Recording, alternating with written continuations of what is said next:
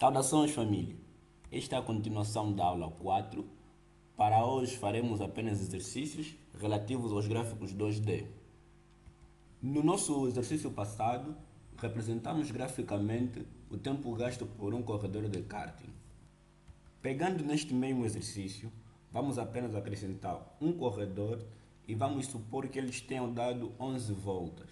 Fazendo assim, vamos manter o primeiro tempo e vamos acrescentar o tempo para o segundo concorrente. E vamos ver como é que fica a representação gráfica dessas duas situações. Fechemos aqui o nosso gráfico passado. Vamos abaixo deste tempo acrescentar o tempo 2 relativo ao segundo concorrente. Acrescentamos os mesmos valores, tendo em atenção que esses dois vetores devem ser da mesma dimensão, senão vai ocorrer algum erro. Já temos os tempos dos dois concorrentes, agora vamos acrescentar um vetor relativo aos números de voltas. Em vez de acrescentarmos manualmente, vamos criar um ciclo que preencha este vetor voltas. Opcionalmente vou usar o ciclo for, mas sinta-se à vontade em usar outros tipos de ciclo, onde o primeiro número vai representar o princípio do ciclo e o segundo o fim. São 11 porque os vetores, como disse, devem ser da mesma dimensão, senão irá retornar um erro. E vamos acrescentar a cada iteração o valor do x. Feito isso, podemos então acrescentar os nossos valores dos vetores para serem plotados no gráfico. Dentre estas três variáveis, a que vai pertencer ao eixo x será a variável voltas, porque o número de voltas não depende do tempo gasto pelos utentes ou pelos concorrentes.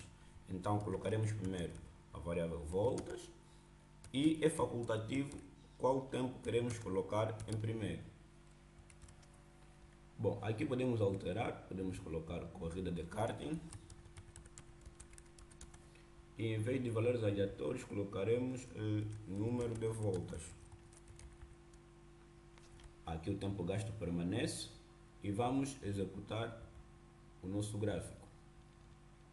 Este é então o nosso gráfico, representando o tempo gasto por dois concorrentes numa corrida de karting. Podemos também usar o Python para representar graficamente funções matemáticas.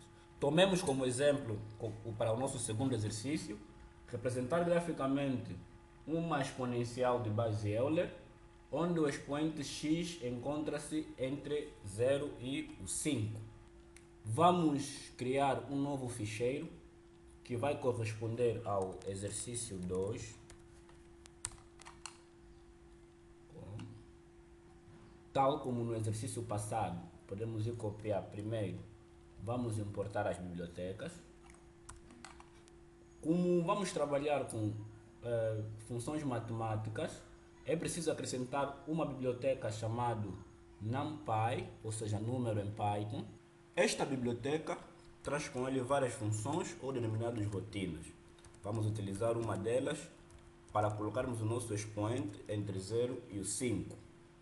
Esta função arrange recebe 4 parâmetros, onde os dois primeiros são suficientes, referentes ao princípio e ao fim dos limites de números que nós queremos utilizar. Podemos rapidamente mostrar estes valores fazendo um print x. Viemos aqui em Run e vamos executar o exercício 2 para vermos quais são os valores que se encontram nesse arrange para o número, para a nossa variável x.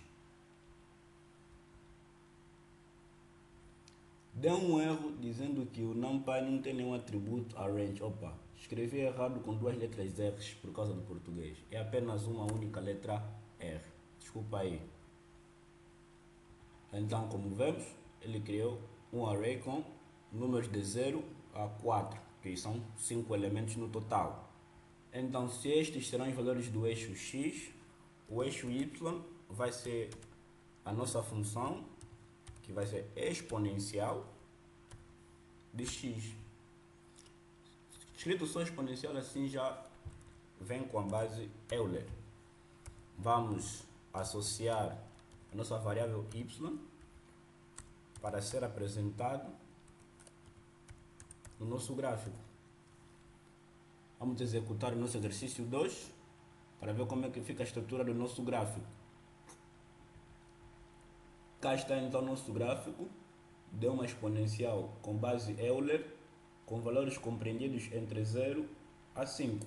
Se quisermos uma curva de exponencial Euler bem elaborada, então vamos fazer com que os saltos de 0 a 5 seja de 0,01.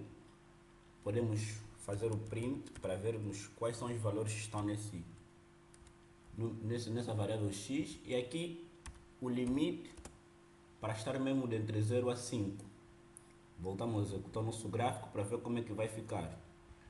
Podemos ver aqui que os números que ele atribui à variável x são mais ínfimos, 0, 0, 0.1 até chegar no 4.99, fazendo que a curva do nosso gráfico seja muito bem elaborada.